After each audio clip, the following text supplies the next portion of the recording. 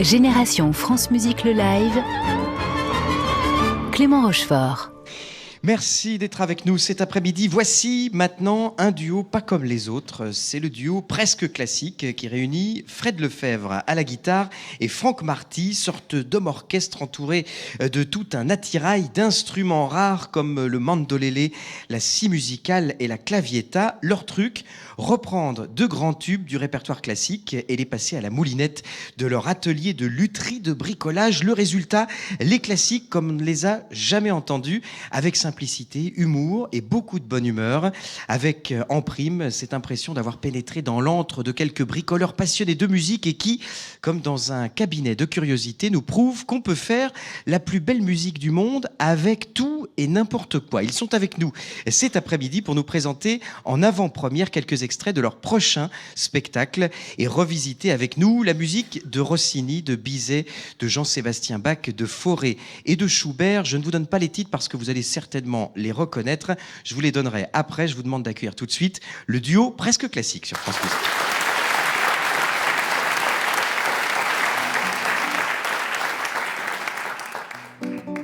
Paganini s'est amusé à jouer cet air d'opéra de Rossini sur la seule et unique corde de son violon, la corde de sol, et nous allons vous le retranscrire en si.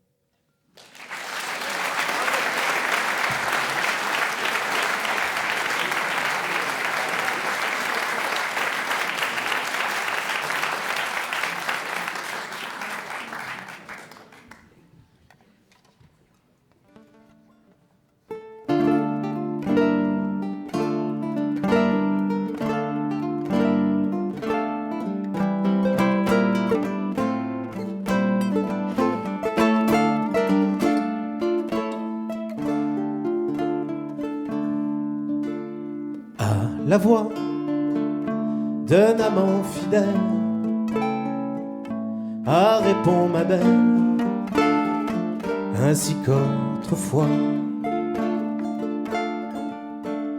Ah, ma voix, daigne encore paraître. Ouvre ta fenêtre, ainsi qu'autrefois. Apparaît, tu sais si j'admire ton charmant sourire, tes divins attraits.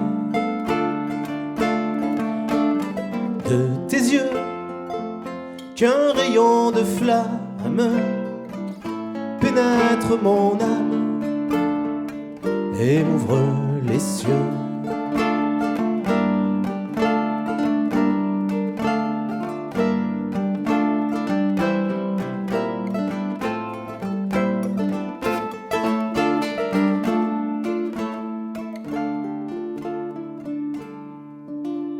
Je t'attends et vers toi d'avance,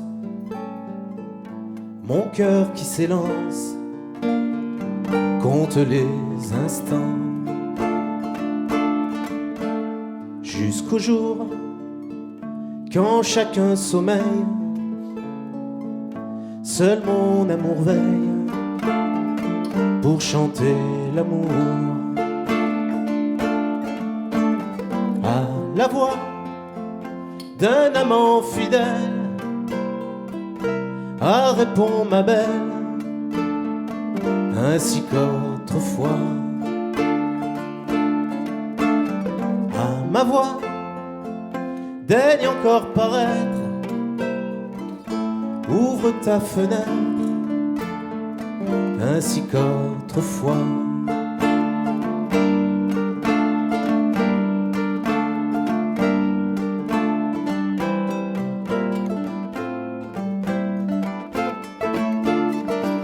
Ainsi qu'autrefois.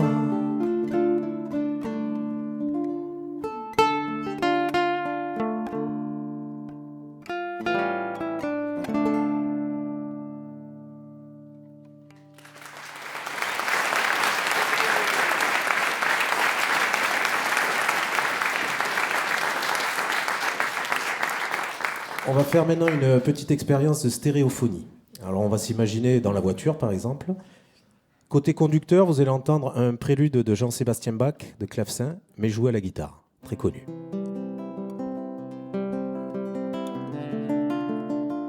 Côté passager, ça serait plutôt un prélude de Jean-Sébastien Bach de violoncelle, mais joué au mandolélé.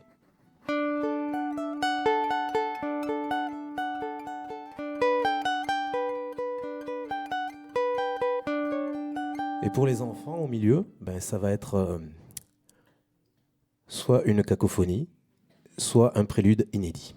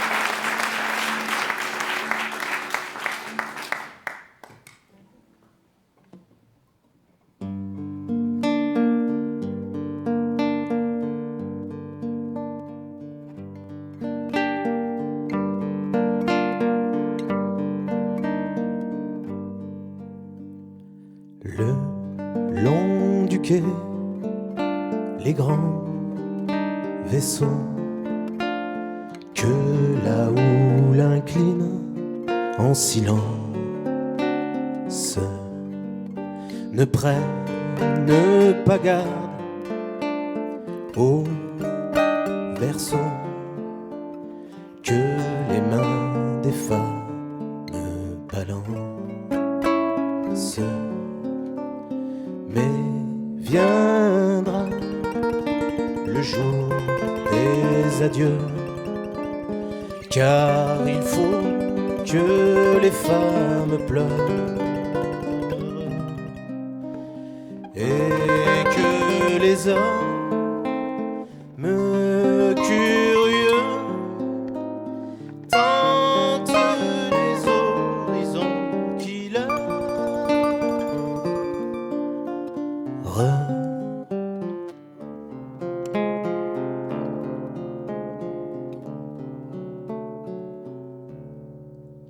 et ce jour-là, les grands vaisseaux fuyant le port qui diminue sentent leurs mains se retenues par là des lointains berceaux.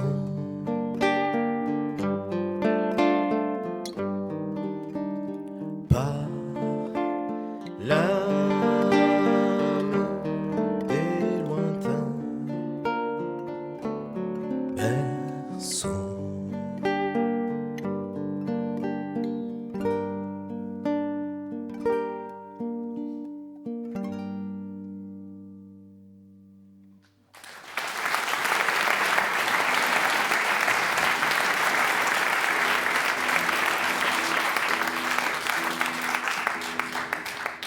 Alors, ne venant pas du tout de la musique classique, je crois qu'on n'était pas tout à fait préparé à l'impact que pouvait avoir un Ave Maria.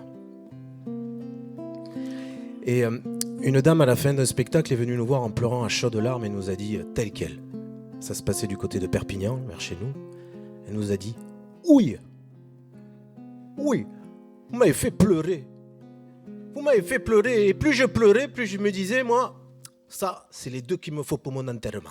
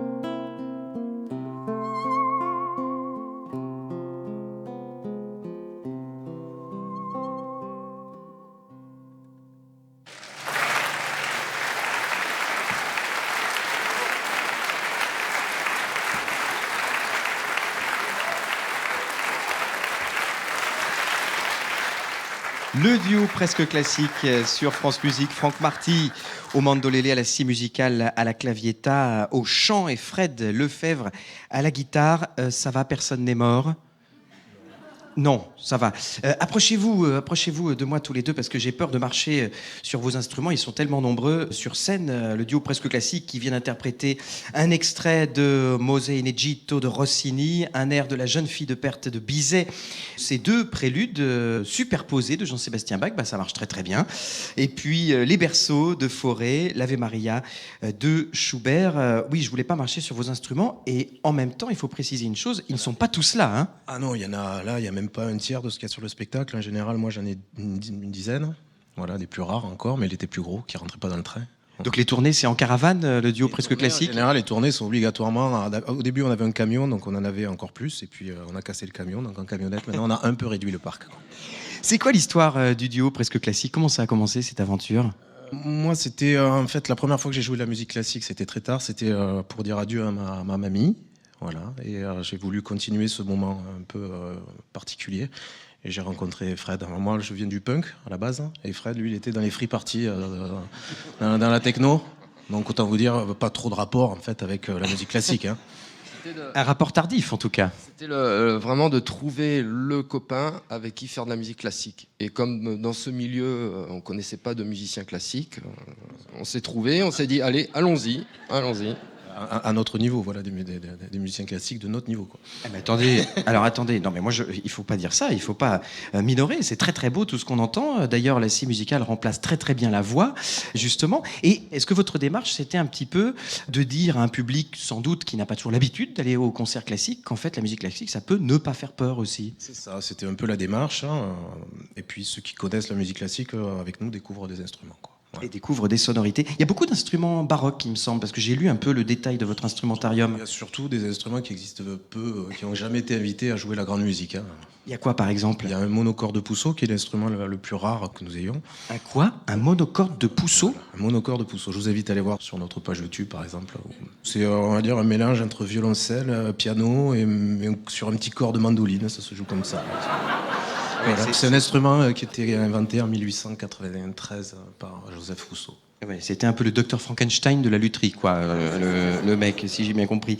Vous revisitez l'opéra, le classique en général, la chanson. Le classique en général et la chanson, c'est voilà, tout ce qui a un rapport avec l'opéra, les mélodies françaises, les lieds et tout ça. Ça va être le spectacle qu'on va proposer en 2025. Parce que là, il y avait déjà un spectacle qui tournait. Là, vous faites une petite pause parce que je crois que vous avez d'autres vies, chacun en dehors du duo presque classique. Fred? Oui. Moi, je joue avec une comédienne de rue. Voilà, donc j'ai un spectacle de théâtre de rue et un spectacle aussi pour les enfants sur la flûte enchantée de Mozart. Voilà, Franck. Et moi, j'ai un projet solo de mes chansons qui s'appelle Les Wins. Et je repars en tournée avec Olivia Ruiz, que j'accompagne depuis 25 ans. Et ça repart au mois de février. Là. Et ce spectacle, le duo presque classique, vous avez aussi une version jeune public. Voilà, qui a tourné avec les Jeunesses musicales de France pendant quelques années, qui a vu des milliers d'enfants. Ouais. Alors, qu'est-ce que vous allez nous faire maintenant? On va vous réentendre un petit peu. Avant, j'ai envie de vous poser une dernière question, parce que quand même, c'est l'émission spéciale Noël. C'est quoi votre chanson de Noël préférée? Tiens, à tous les deux. Moi, c'est un peu d'actualité, vu que j'ai perdu mon chanteur favori qui s'appelait Shane McGowan. Et c'est donc le Fairy Tale of New York, qui est la plus belle chanson de Noël. Et pour Fred? Je sais pas. Jingle Bells. Voilà, excellent. J'adore aussi. Alors, c'est pas Jingle Bells qu'on va entendre. Vous allez nous faire une mélodie. Alors, je sais plus s'il faut dire mélodie ou chanson, parce qu'avec vous, tout devient chanson. Hein. Voilà, c'est une chanson que j'adore d'ailleurs et qui s'appelle Le papillon et la fleur de Gabriel Fauré pour guitare, clavietta et chant. Et puis ensuite, on entendra What a Wonderful World de Louis Armstrong pour guitare et scie musicale. Je vous laisse vous remettre en place. C'est reparti. Toujours sur France Musique avec le duo presque classique Franck Marty à la scie musicale et à la clavietta et au chant et Fred Lefebvre à la guitare.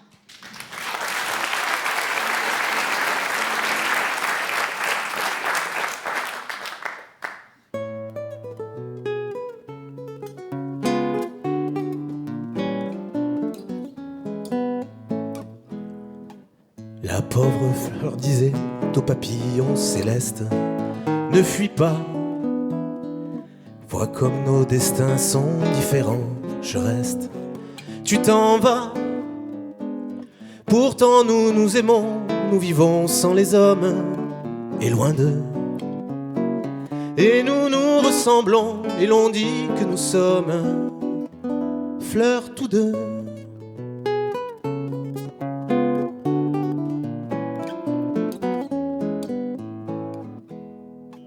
Mais hélas l'air t'emporte et la terre m'enchaîne, sort cruel. Je voudrais embaumer ton vol de mon haleine dans le ciel. Mais non, tu vas trop loin, parmi des fleurs sans nombre, vous fuyez. Et moi je reste seul à voir tourner mon ombre à mes pieds.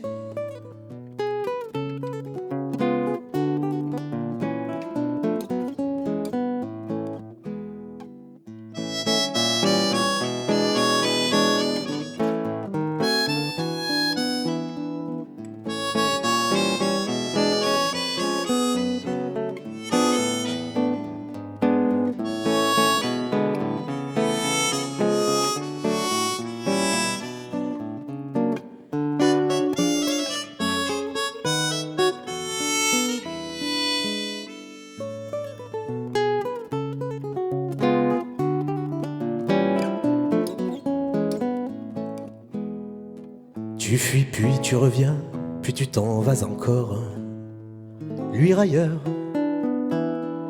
Aussi me trouves-tu toujours à chaque aurore, tout en pleurs. Ah, pour que notre amour coule des jours fidèles, ô mon roi. Prends comme moi racine ou donne-moi des ailes, comme à toi.